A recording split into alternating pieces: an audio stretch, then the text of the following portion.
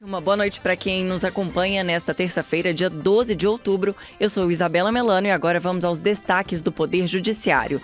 STJ admite mitigar o direito real de habitação. O destaque é de Carolina Cassola. O entendimento foi fixado ao dar provimento ao recurso especial em que dois irmãos pediam a exclusão do direito real de habitação da viúva de seu pai sobre o único imóvel deixado por ele ao morrer. Supremo Tribunal Federal conduz reunião técnica com especialistas sobre políticas de drogas. E nona audiência de conciliação sobre a lei do marco temporal é promovida no STF. Destaque de Diego Brião. Um dos temas discutidos foi o chamado direito de retenção, no qual o proprietário das terras ocupadas pode retê-las até o pagamento de indenizações ou dos valores correspondentes às benfeitorias no espaço.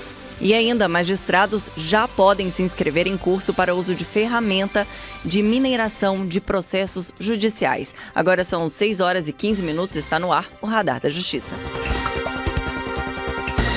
Rádio TJ Minas, Radar da Justiça. Para o Superior Tribunal de Justiça, direito real de habitação pode ser mitigado se não atende à finalidade social. Quem explica a decisão é a repórter Carolina Cassola.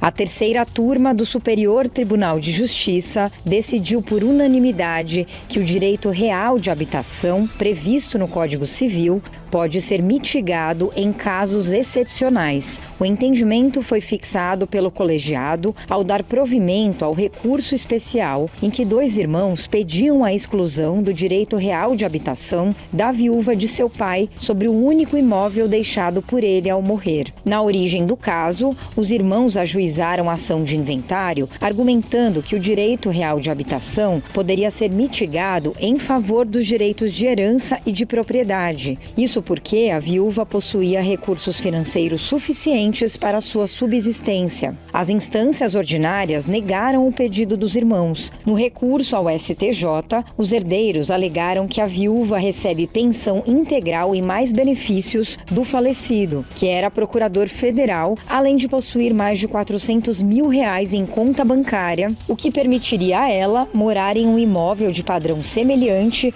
ou superior ao deixado pelo marido. O tribunal destacou que o direito real de habitação é importante, mas não absoluto, e permitiu que o imóvel seja partilhado entre os herdeiros. Da agência Rádio Web, Carolina Cassola.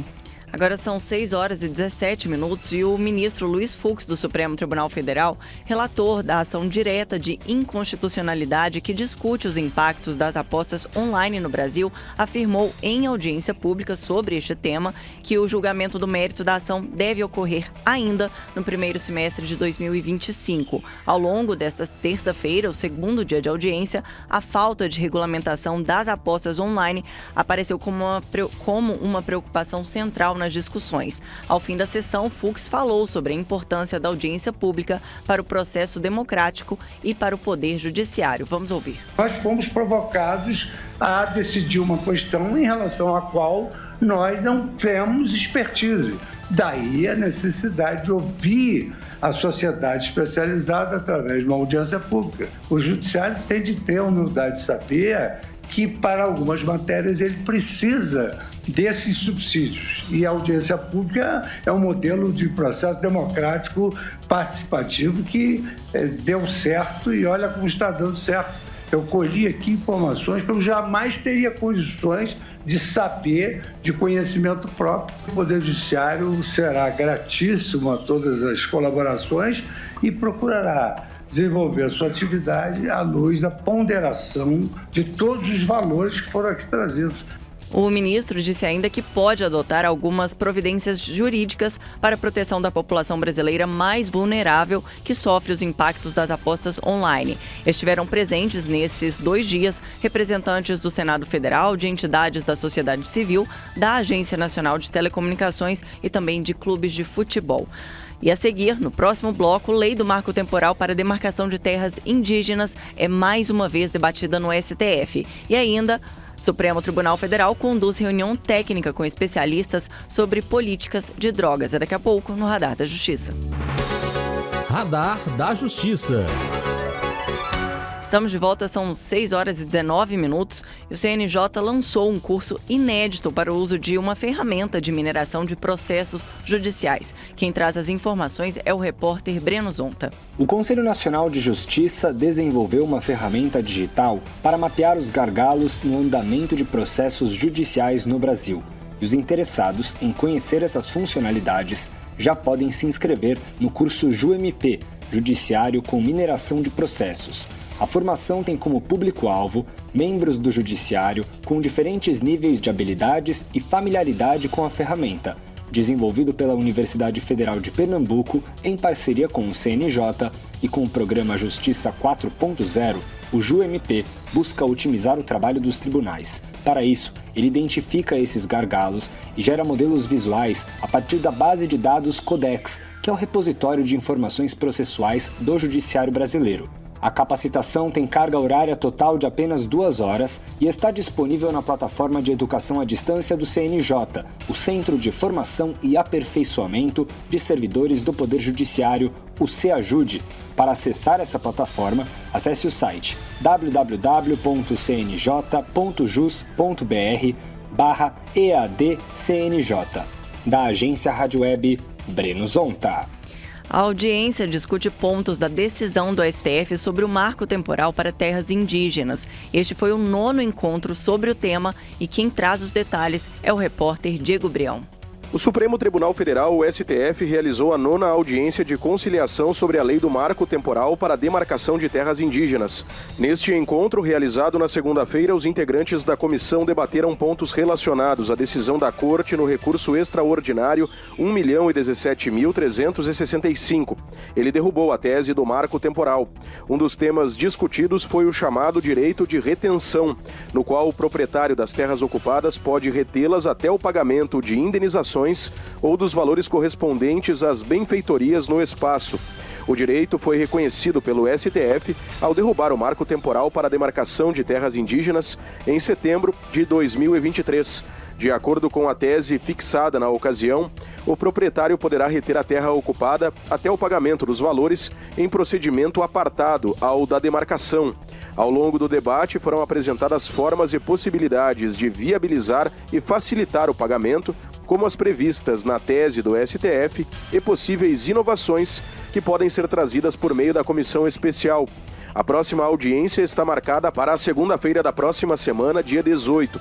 Ela contará com a apresentação de propostas dos participantes para alterações do artigo 4º da Lei do Marco Temporal, que determina critérios em que são definidas terras tradicionalmente ocupadas pelos povos indígenas.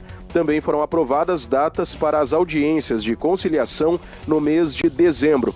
Os encontros ocorrerão nos dias 2, 16 e 18 do próximo mês. Da agência Rádio Web, Diego Brião. E o Supremo Tribunal Federal realizou hoje uma reunião técnica para ouvir especialistas envolvidos no debate de políticas de drogas. Um dos convidados foi o médico João Castel Branco Goulão, referência no tema e presidente do Instituto para Comportamentos Aditivos e Dependências de Portugal.